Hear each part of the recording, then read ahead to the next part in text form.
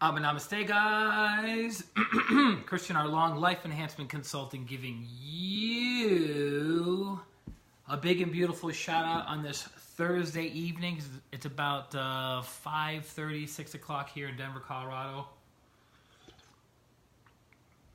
I'm reporting to you live from my bedroom here in Denver, Colorado, because today's the day that we do our streams, right?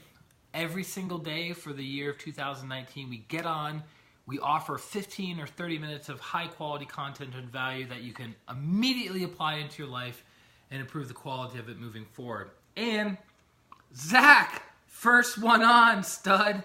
Namaste. Just finished a very, very powerful cleansing salt bath with consecrated oils and consecrated salt. Feeling pretty blissed out, feeling good from a long day of healing. Carol, namaste. But I want to ask you a question. What are you looking at? No, seriously. What are you looking at? And what do I mean by that?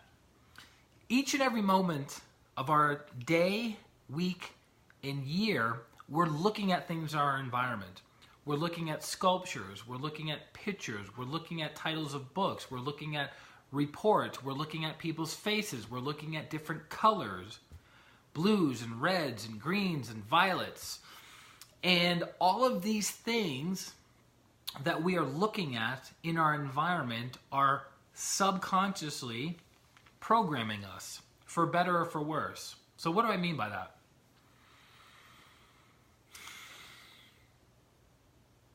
If you have things in your home or workspace that cause you anxiety or sadness, every time you look at them, you might want to re-examine where those are in your home or your office.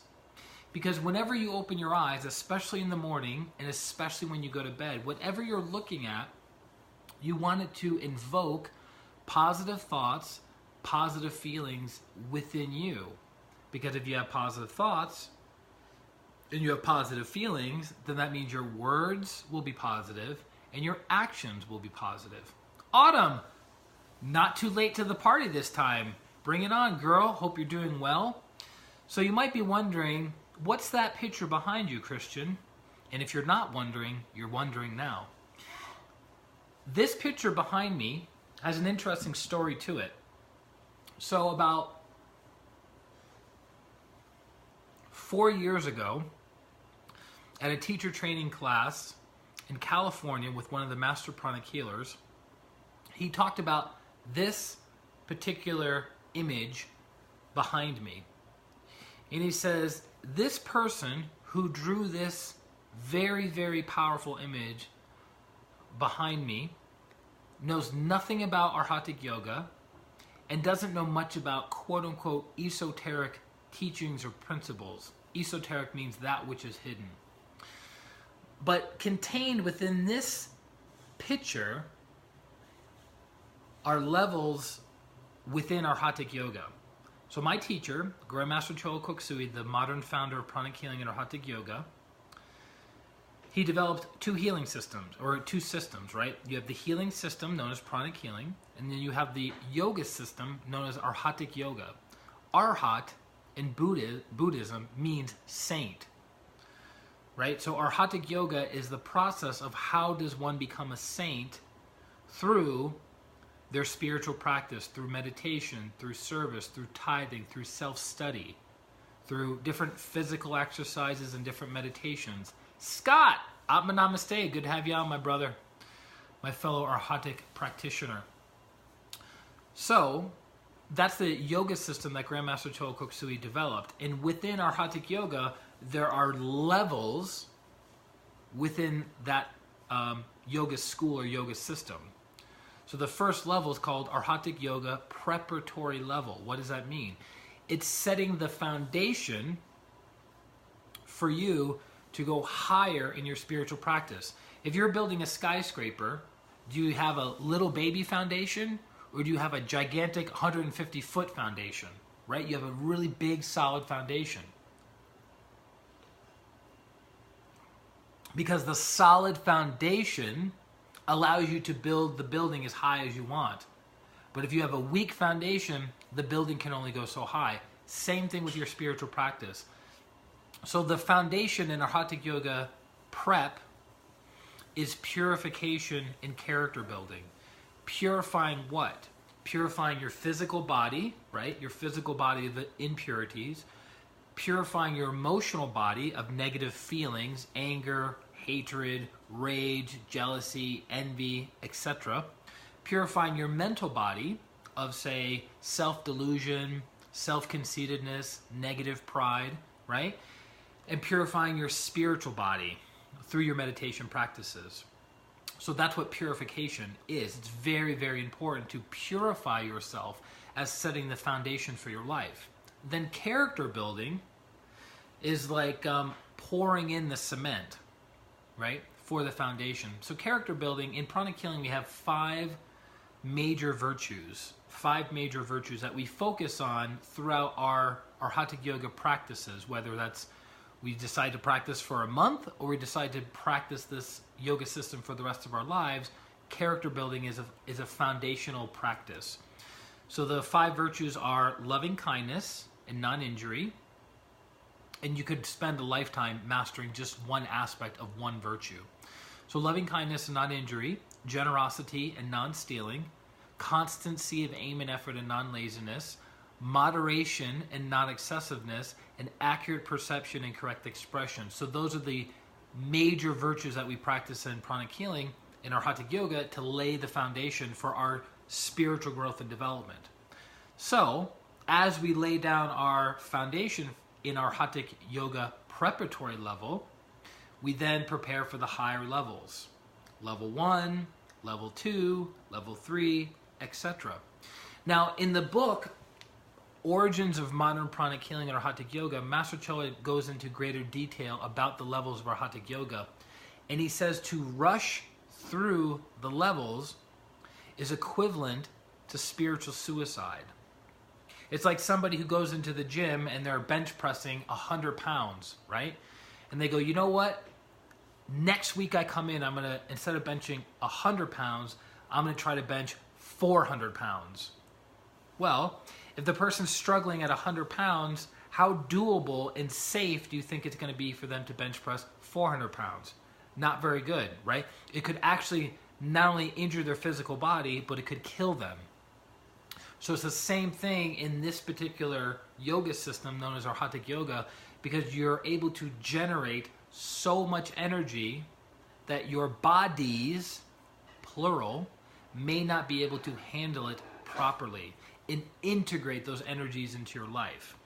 So this amazing artist who's in California was able to somehow, some way create a painting that embodies our Hatha Yoga preparatory level all the way to our Hatha Yoga level 5.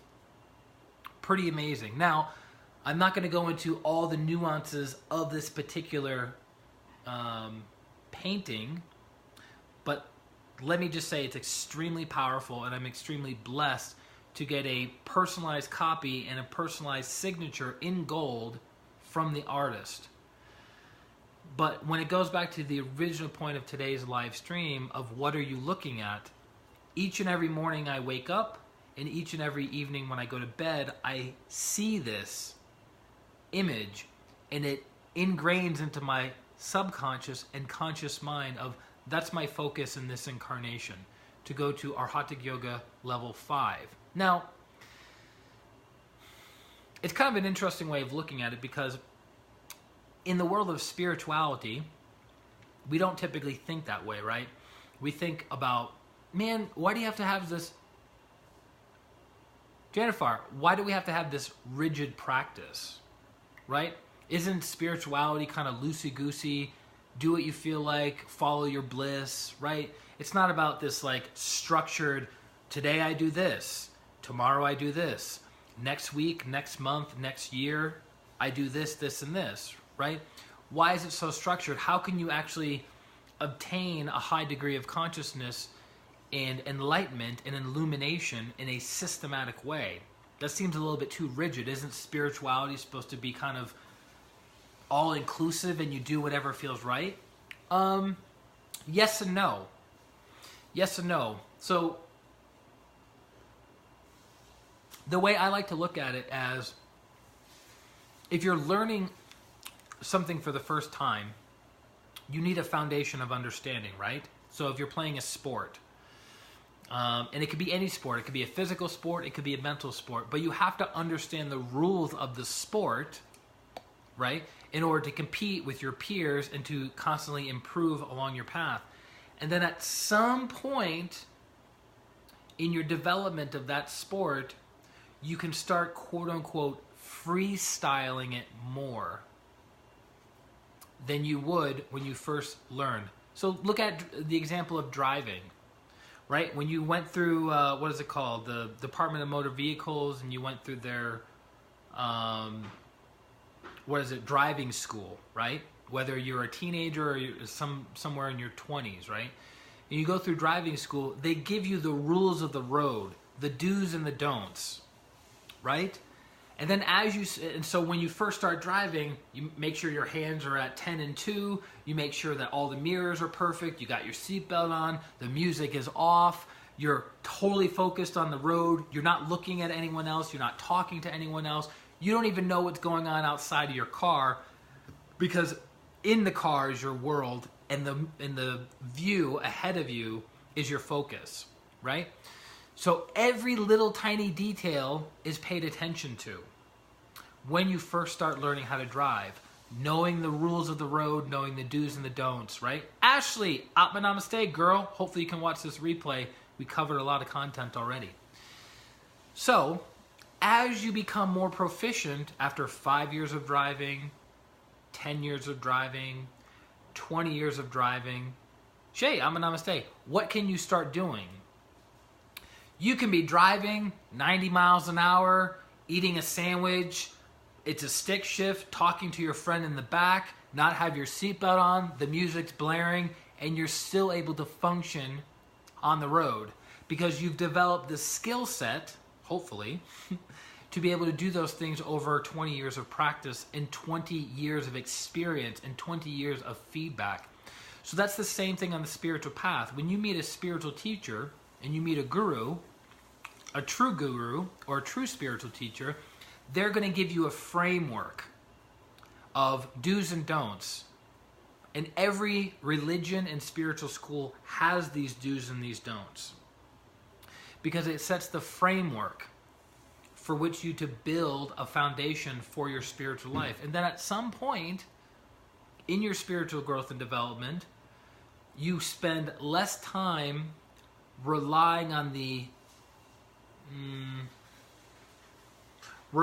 specific guidance of your teacher or teachers, and you spend more time going within, more time discerning, more time examining and developing awareness of your body, your emotions, your thoughts, your beliefs, your programs that your spiritual teacher cannot do for you. The job of a true spiritual teacher is to point to truth, is to point to the path. But guess what? You, as the soul, you as the person of free will, have to walk that path. You have to tread that path ultimately by yourself. Does that make sense? So that's why I understand, not completely because I'm not all the way there yet, but as I've been practicing Arhatic Yoga the past 14 years, I can look at a poster or a painting like this and I can have a great level of respect, reverence, humility, and appreciation for what it means for someone to go from Arhatic Yoga preparatory level all the way to Arhatic Yoga level 5. And that's beautiful. That's, for me, that's very inspiring. That breathes life into my practice.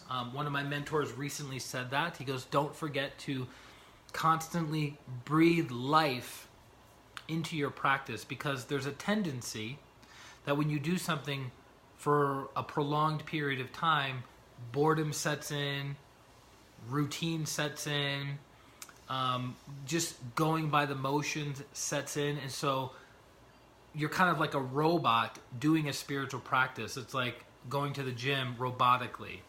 It's like driving a car robotically. It's like having interactions with your friends robotically. There's no life, there's no zest, there's no inspiration, there's no aspiration.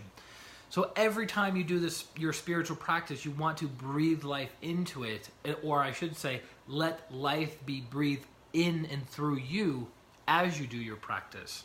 Very, very important. I've done, to my last count, I've done the Twin Hearts meditation about 4,000 times, which is a lot, right? 4,000 times doing one specific meditation over the past 15 years.